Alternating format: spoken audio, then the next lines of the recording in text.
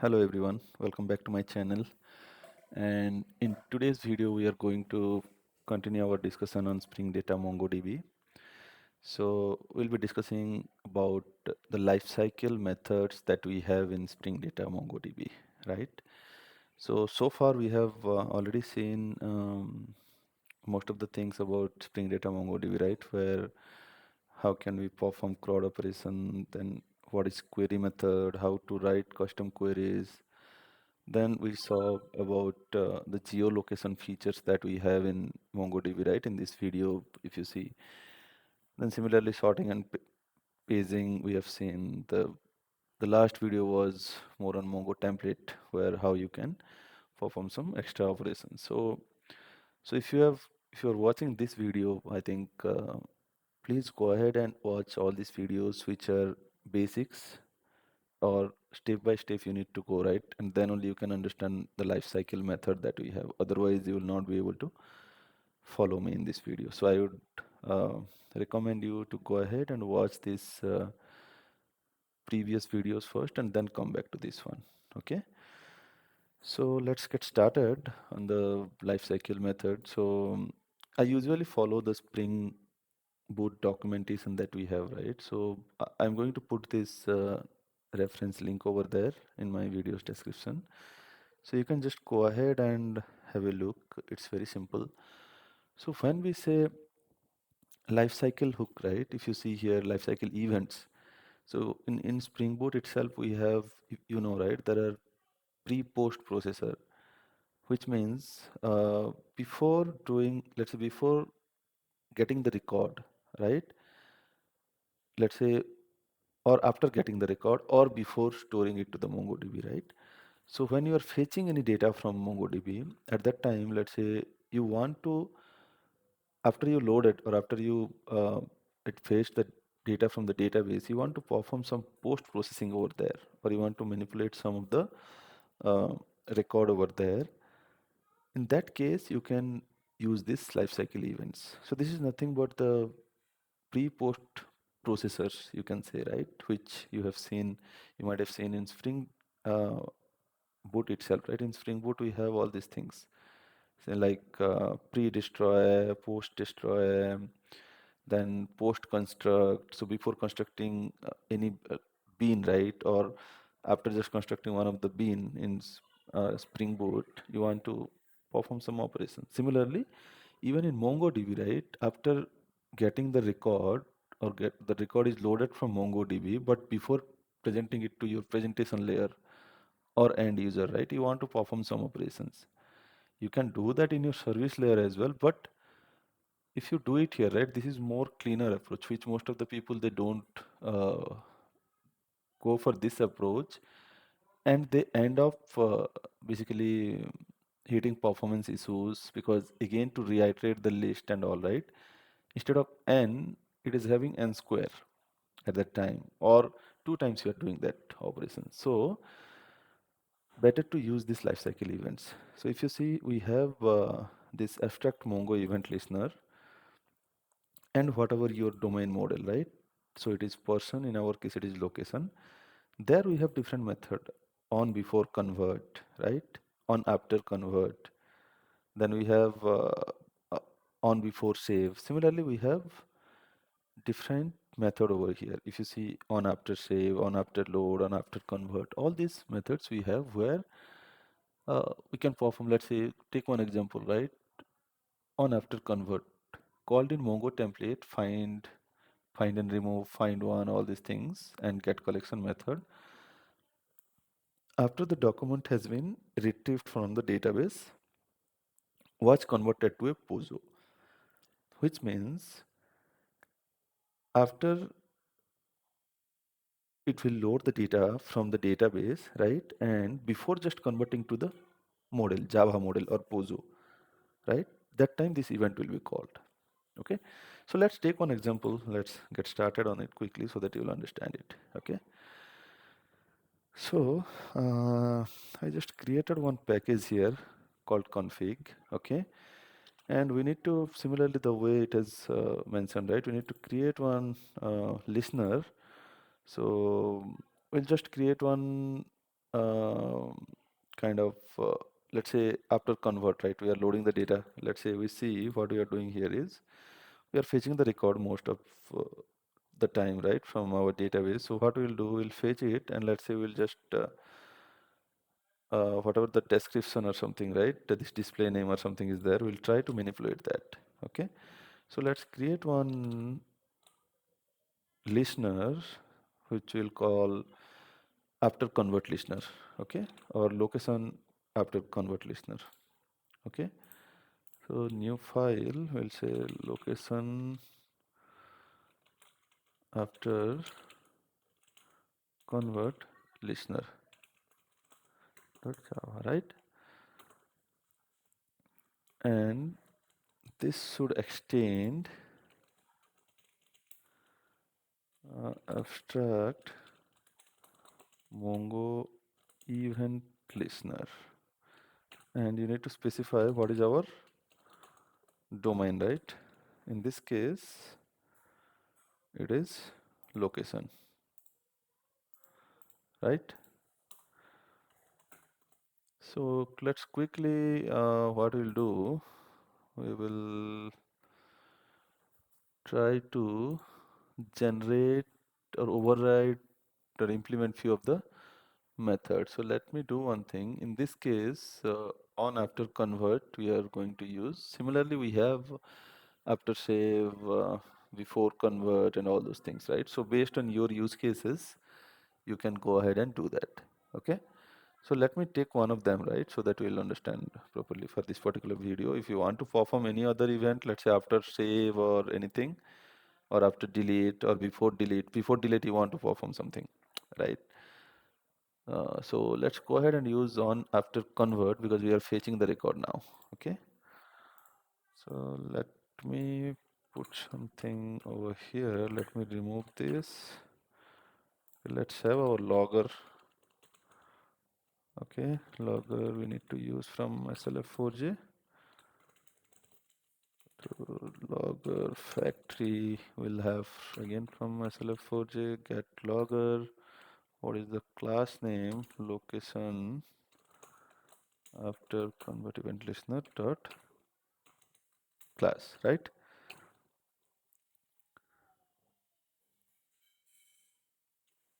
What happened?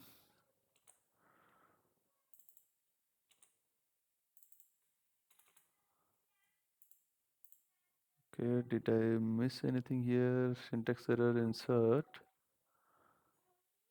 to complete expression. What is wrong over here? Let me try slf4j dot get logger. Here we'll have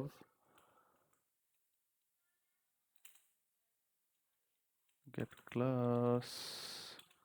So in this case, location after listener.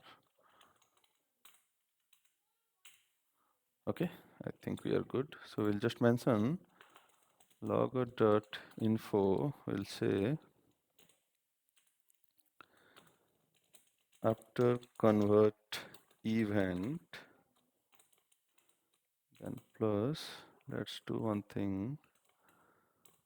We'll just mention logger, or sorry, this is the event, right? This event we just need to call event dot get collection name, or let's say display the document itself, right?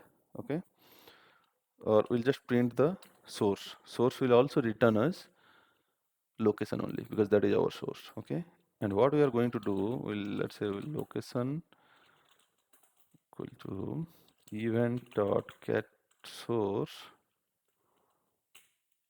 So let me do one thing.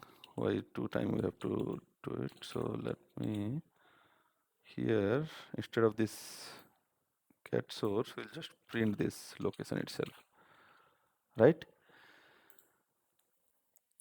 So this is what we are going to do. But after that, let me change the display name to something else. Okay, set display name where we'll do location.get name. What I'm trying to do over here is, if you see right now, in display name we get this long name, right? Which I'm just trying to modify to this name itself, right? Because, and this is when we are doing it, we are not changing this in our MongoDB, right? This is we are doing during after convert event, which will get called just after loading the details document from the MongoDB, and before it will set it to the document model, which is our domain model. At that time, it will perform this particular operation. Okay, so let's do that. So let's save it. And once you have created this particular event listener, you need to register a bean with this particular class, right?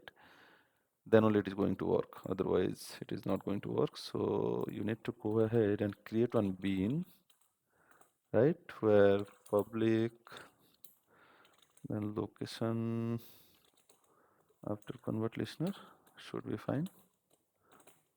Return new location after. All right.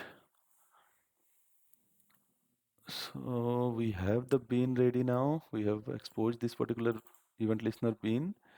Similarly, we have this on after convert where we are logging the particular document, and then basically we are setting the display name as the location name, right? So let me restart my application and see. Okay. So let's do one thing. Let's clear the terminal, right? So that we'll get to know. And let's go ahead and fetch the record again. So we have this location already. If you see, this is our collection name and this is our domain model, right? And we are just going to fetch this particular records, or it will fetch the list of records, but for each record, it is going to do this job, setting the display name as the location name itself. And you don't need to reiterate the list or anything. It is going to take care of itself, and the lifecycle events is going to take care of it. You don't need to again reiterate and all those things. So let's see this first, right? If you see, display name is showing like this. Now let's hit and see how it will. Okay, now if you see, name and display name both are same. But if you go and see our database over here, here there is no change, right? If you see display name. So, and this is happening for all the records, right? If I say 1000 already I have mentioned, right? Page number 4 I have given. Let me just give page number 0. So that we'll get around 5 records. So if you see for all of them, right, all 5 records, name and display name both are same now. Correct? Let's go ahead and see our logger, because before setting it, we are printing over here, right? After convert event. So after that, only we are setting it, right? So if you see here, whatever we received, right? We have after convert event location, and if you see everywhere, it has printed for all of them, right? Because for each record it has to do, and this is happening in one of the document level, even though it's a list of records, right? For each list, basically, for each record in that particular list, it is going to perform this particular operation, right? And if you see here, it is fetching 5 records. So 5 times we have seen it has basically this logger is getting printed. So how many number of records will be there, right? All for all of them, this particular operation is going to be performed. So make sure, unless you have such requirements, don't use lifecycle events and all those things, because for that definitely it has to iterate. Even you are not doing it, right? Maybe while loading or converting it, Spring Data MongoDB is doing that particular job. And don't put logger and all, because this is just to demonstrate, right? I have added logger over here, but you, unless it is for debugging purpose or anything just want to do, there you can do it. But otherwise, don't put any logger in any of the lifecycle event and all. Otherwise, it will be a very big performance issue. Okay. So now if you see right here, name is this one only. Okay, the long name that we have right in display name, if you see here, right? This is the display name, right? If you see. So from database, we received this one, but in our lifecycle event, we basically change it to name. So this is how what you can do if any any operation, let's say cascade on delete in our relational database, right? When you delete some record, you want to delete all the child records, right? So what you have to do, you have to call, there are different methods, right? We have seen here, we'll have, let me do one thing, let me do a generate getter. What happened? Okay, let me click over here, source action. I think override and yeah, implement method, right? So we have on after delete, right? On after save, on before convert, all these things, on before delete, on before save, right? I'll just show you what we can do over here. So all this method, right? After delete, so you deleted a parent record, or you want to just before delete itself, right? On before delete, what you want to do? Let's say we'll have one record, right? Let's say department.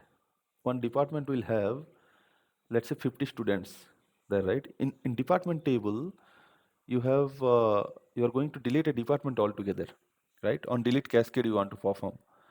So in MongoDB, right, you will not have that flexibility on delete cascade or something like that. So what you have to do, you have to use any of this. So on before delete of department, you need to delete all the events or all the students they are there in that particular department. Such kind of things, right? You can perform using this lifecycle event. So you have on after delete, on after save. Similarly, after saving also, you want to save a list of records, right? Department or student. There also you want to update. Let's say for this, you are going to save for updating this one. So you updated in student table. You want to update in another table as well, right? Department table. You can use on after save, right? So this is how you should be doing it whenever you have such requirement, rather than calling it from your service layer and all those things, right? Because that is not recommended, and you have to write boilerplate code, and performance wise also it will impact. So I hope I just wanted to demonstrate this is one way we can do it. So I just explained you one of the method on after convert, but if you want to explore, please go ahead and read this documentation, which I am going to put it in my description, okay, for this video. And you can explore about other events, and whenever you are coding, try to follow this clean coding approach, okay. And don't put logger, or don't put any performance where performance will be impacted, right? Any code which you will put it there that will impact the performance. So don't do all those things, okay. But if you want to, let's say if you want another video on this, to basically I can explain more detail on delete cascade, how we should do, how to design the document, wherever we have a parent and child relationship, all those things, right? I can come up with one more video. So please do comment if you want to have that, and I can come up with that video as well. So that's all for today's video. That's what I wanted to cover, because this is one of the lifecycle hooks or event listener which we miss most of the time. But if you're going ahead with any such operation, please use these lifecycle events. So that's all for today's video. And yeah, I would say so far, if you are following me or if you are watching these videos, please do subscribe to my channel if you have not yet done so, so that you will not miss any subsequent videos on this. Or I'll come up with the Spring Cloud and microservice way, right? How we can do, how we can use step function, how we can use Spring Cloud config, Cloud Gateway, all those things. So I'm going to create one more playlist on that. So next is that I'm planning for Spring Cloud and microservice architecture. So if you have not yet subscribed, please do subscribe to my channel, and if you have liked this video, please press the like button. Okay, so that's all for today's video. Thanks for watching the video.